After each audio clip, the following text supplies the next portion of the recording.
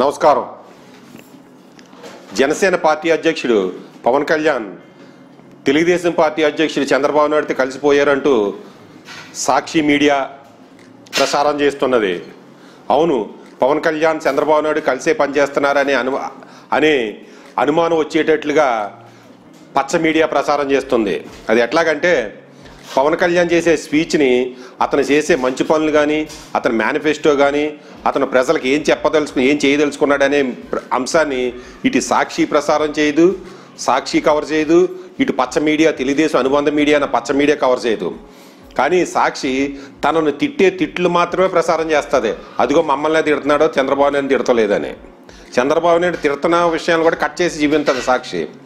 ఇటు తెలుగుదేశం మీడియా, పచ్చ మీడియా కూడా పవన్ కళ్యాణ్ చంద్రబాబు నాయుడిని, జగన్మోహన్ రెడ్డిని ఇద్దరిని తిడుతున్నాడు. కానీ జగన్మోహన్ రెడ్డి తిట్టిన తిట్లనే కవర్ చేస్తుంటుంది, అది చంద్రబాబు నాయుడిని తిట్టిన తిట్లని కవర్ చేయదు. ప్రజలు ఏమనుకుంటున్నారు, అటు సాక్షిలోని జగన్మోహన్ రెడ్డి తిట్టినట్టు కనిపిస్తుంది, ఇటు పచ్చ మీడియాలోని జగన్మోహన్ రెడ్డినే తిట్టినట్టు కనిపిస్తుంది. దానికి తోటి ప్రజలకు అనుమానం వస్తుంది. కానీ ఈ ఇద్దరు మీడియాలు రెండు కుమ్మక్కయి వీళ్ళు ఇద్దరు ఉమ్మడి ప్రత్యర్థి కాదు, ముగ్గురు ఉమ్మడి ప్రత్యర్థి. మూడో వ్యక్తి ఎవరన్నా చెప్తా. ఈ ముగ్గురు ఉమ్మడి ప్రత్యర్థి అయిన పవన్ కళ్యాణ్ని మట్టు పెట్టడం కోసం, అతని పార్టీని నామరూపాల్లో లేకుండా ఉండకుండా చేయడం కోసమే ఈ ముగ్గురు మీడియా కలిసి ప్రసారం చేస్తుందనే విషయాన్ని సామాన్య మానవుడికి తెలియటంలే. ముగ్గురు మీడియా ఎలాగంటే, తెలంగాణలో రాష్ట్రాన్ని ఎడదీసేస్తే మన రాష్ట్రాన్ని పంచు తినేద్దామనే నేషనల్ పార్టీలు బీజేపీ, కాంగ్రెస్ ఇవాళ అడ్రస్ లేకుండా పోయినాయి. రెండు కాళ్ళ సిద్ధాంతంతో ఉత్తరం ఇచ్చిన తెలుగుదేశం పార్టీ కూడా చేతులు ఎత్తేసింది పోటీ లేదని. వైసీపీ పార్టీ అయితే తెలంగాణ నుంచి ఎప్పుడో చేతులు ఎత్తేసింది.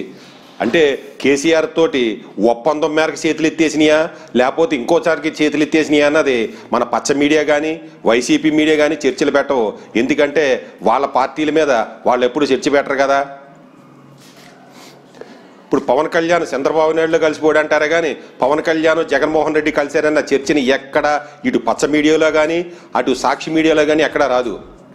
తెలుగుదేశం ప్రభుత్వం అధికారంలోకి వచ్చిన కొత్తలో తమ కుటుంబ బంధుత్వాలను ఉపయోగించుకుని జగన్మోహన్ రెడ్డి గారు రామోజీరావు గారిని కలవలేదా?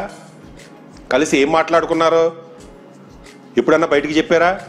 రామోజీరావు గారిని కలిసిన తర్వాత కదా జగన్మోహన్ రెడ్డి గారి అసెంబ్లీని బహిష్కరించింది. దేనికోసం బహిష్కరించారు? కోపం మీద బహిష్కరించారా? లేదా రామోజీరావు గారు చంద్రబాబు నాయుడికి, జగన్మోహన్ రెడ్డి గారికి మధ్య జరిగిన ఒప్పందం మేరకు చంద్రబాబు నాయుడికి అడ్డు లేకుండా ఉండడం కోసం అసెంబ్లీని బహిష్కరించారా? తెలుగుదేశం ప్రభుత్వం వచ్చిన మొదట 1-2 సంవత్సరాల్లో వైసీపీ కార్యకర్తలు విపరీతమైన గలాటా చేశారు, ఇసుక అమ్మేసుకుంటున్నారు, మట్టి అమ్మేసుకుంటున్నారని. కానీ ఆ తర్వాత అలజల చేయడం మానేసి కామ్ అయిపోయారు. ఎందుచేత? తెలుగుదేశం పార్టీ ఇసుక మట్టి అమ్ముకోవడం మానేసిందా, లేకపోతే వీళ్ళకి ఒప్పందాలు కుదిరి లాలోచీ మేరకు గొడవలు చేయడం మానేశారా అనే విషయాన్ని ఇటు వైసీపీ మీడియా కానీ, ఇటు తెలుగుదేశం మీడియా కానీ ఎప్పుడైనా ప్రసారాలు పెడతదా? తెలుగుదేశం ప్రభుత్వం 5 సంవత్సరాలు అయింది వచ్చి, ఏ రోజునైనా జగన్మోహన్ రెడ్డి గారు ఉన్న కేసుల మీద విచారణ స్పీడప్ చేయండి అని కానీ, లేదా దానికి అనుబంధ నోటీసులు వేయడం అని కానీ, లేదా బీజేపీ ప్రభుత్వం మీద ఒత్తిడి చేయడం కానీ ఏ రోజునైనా చంద్రబాబు నాయుడు ప్రభుత్వం చేసిందా? ఒక్క ఉదాహరణ చూపించమనండి. ఇది వీళ్ళిద్దరి మధ్యన ఒప్పందం కాదా? అటు కేసీఆర్ చంద్రబాబు నాయుడు ఊరికే తెగదిట్టేసుకున్నట్టుగా నటిస్తుంటారు పబ్లిక్ మీటింగ్లో. కేసీఆర్ నిజంగా చంద్రబాబు నాయుడు మీద అంత కోపం ఉంటే ఏ రోజునైనా ఓటుకు నోటు కేసు స్పీడప్ చేసి దాని గురించి ఏదైనా చర్యలు తీసుకున్నారా? వీళ్ళు మళ్ళీ పేరెంట్ కాలం చంద్రబాబు నాయుడు గారి ఇంటికి పేరెంట్ కానీ కేసీఆర్ గారు వెళ్తారో, కేసీఆర్ గారి ఇంటికి పేరెంట్ అని చంద్రబాబు నాయుడు గారు వెళ్తారో, జగన్మోహన్ రెడ్డి గారు వెళ్తారు. గోడల వెనకాల వీళ్ళ ముగ్గురు ఒకటే. గోడల ముందు, తెర ముందులు మాత్రమే జనాలు తిట్టుకుంటూ నటిస్తారు. ఎందుకంటే ప్రజలను రెచ్చగొట్టడం కోసం కాదని ఇటు పచ్చ మీడియా కానీ, అటు వైసీపీ మీడియాని కానీ చెప్పమనండి. ఇది జేడీని పవన్ కళ్యాణ్ తీసుకుంటే ముందు వెళ్ళి చంద్రబాబు నాయుడిని కలిశాడు. సో చంద్రబాబు నాయుడు ఇద్దరు ఒకటే కాబట్టి చంద్రబాబు నాయుడు పవన్ కళ్యాణ్ ఒకటే అంటున్నారా? అయితే మరి దగ్గుపాటి వెంకటేశ్వరరావు గారు వాళ్ళ అబ్బాయిని వైసీపీ నుంచి పోటీ చేస్తున్నారు. దగ్గుపాటి వెంకటేశ్వరరావు గారు భార్య పురంధేశ్వరి బీజేపీ నుంచి వైజాగ్లో పోటీ చేస్తున్నారు. అంటే బీజేపీని వైసీపీ కలిసినట్టు కదా? చంద్రబాబు నాయుడు గారు అత్తగారైన లక్ష్మీ పార్వతి గారు వైసీపీలో ఉన్నారు, చంద్రబాబు నాయుడు గారు తెలుగుదేశంలో ఉన్నారు. చంద్రబాబు నాయుడు గారు వైసీపీ కలిసిపోయినట్టు కదా మరి వీళ్ళు చేస్తున్న ప్రచారం ప్రకారం? రాజశేఖర రెడ్డి గారు చంద్రబాబు నాయుడు గారితో ఇయ్యంకుడి గారు అన్న బాలకృష్ణ గారి ఇంట్లో కాల్పులు జరిగినప్పుడు కానీ లేదా అలా వాజ్పేయి అయినప్పుడు సరిపోయినప్పుడు కానీ ఏ విధమైన చర్యలు తీసుకున్నారా? ఎందుచేత చంద్రబాబు నాయుడు గారు రాజశేఖర రెడ్డి గారు కలిసిపోయినట్టనే చెప్పిన ప్రసారం ప్రకారం కలిసిపోయినట్టు కదా. రాజశేఖర రెడ్డి గారు ప్రభుత్వం ఉన్న ఎన్ని సంవత్సరాల్లో కూడా చంద్రబాబు నాయుడు గారు ఏదో డబ్బు తినేశారు అంటారు. ఏ విధమైనటువంటి ఎంక్వైరీలు చేసి ఇవన్నీ సరైన యాక్షన్ తీసుకున్నారు ఉదాహరణతో చూపించమని చూద్దాం.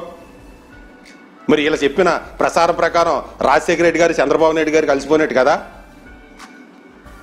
తెర ముందు తిట్టుకోవడం తప్పించారు, తెర వెనకాల ఎప్పుడైనా వీళ్ళు ఒకళ్ళ మీద ఒకళ్ళ చర్యలు తీసుకున్నారో ఒకసారి ఆలోచించండి ప్రజలారా. ఇవన్నీ నిజం చెప్పడానికి మీడియా లేదు మనకి.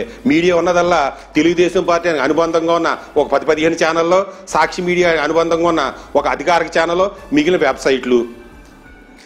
ఇవాళ ఎవరికి డబ్బు ఉంటే వాడు ఒక ఛానల్ పెట్టుకోవడం, ఆ ఛానల్లో వాడి పార్టీకి డబ్బా ఊదుకోవడం. డబ్బు ఎవరికి ఉన్నది? ఆ 2 పార్టీల దగ్గర, ఆ 2 సామాజిక వర్గాల దగ్గరే డబ్బు ఉంది ఈ రోజున. వాళ్ళు ఏది చెప్తే అదే వేదం.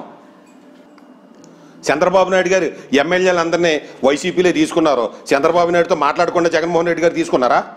ఇలా చెప్పిన ప్రకారం జగన్మోహన్ రెడ్డి గారు చంద్రబాబు నాయుడు గారు ఒక్కటేగా. చంద్రబాబు నాయుడు గారి ముఖ్య అనుచరుల్ని, పోలిట్ బ్యూరో మెంబర్లను కూడా ఇందులో తీసుకున్నారు. వీళ్ళ చేసే ప్రసారం ప్రకారం అటు టీఆర్ఎస్ అధ్యక్షులు కేసీఆర్ గారు, ఇటు జగన్మోహన్ రెడ్డి, అటు చంద్రబాబు నాయుడు ముగ్గురు ఒకటే కదా. ఆలోచించండి. ఈ 3 పార్టీలు, ఈ ముగ్గురి ఉమ్మడి శత్రు ఎట్లాగంటే తెలంగాణ ఇంత ముందే చెప్పాను. తెలంగాణలో కాంగ్రెస్, బీజేపీ నామరూపాలు లేకుండా పోయినాయి. తెలుగుదేశం పార్టీ పోటీ నుంచి విరమించుకుంది, వైసీపీ పోటీ నుంచి విరమించుకుంది. ఇవాళ కేసీఆర్కి అడ్డు లేకుండా పోయింది. అడ్డు ఉండి ఎదురుస్తున్న వ్యక్తి ఎవడంటే ఒక పవన్ కళ్యాణ్ ఒకడే. ఆ పవన్ కళ్యాణ్ అడ్డు లేకుండా చేయించుకోవడం కోసం కేసీఆర్ జుత్తు, వీళ్ళిద్దరు జుత్తు కేసీఆర్ జుత్తుల చేతిలో ఉంది.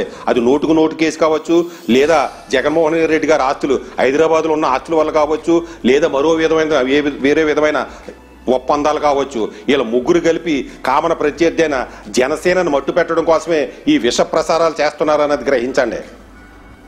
వాస్తవాలు గ్రహించండి, నిజాలు తెలుసుకోండి, నిజాయితీతో వస్తున్న పార్టీలను విశ్వసించండి.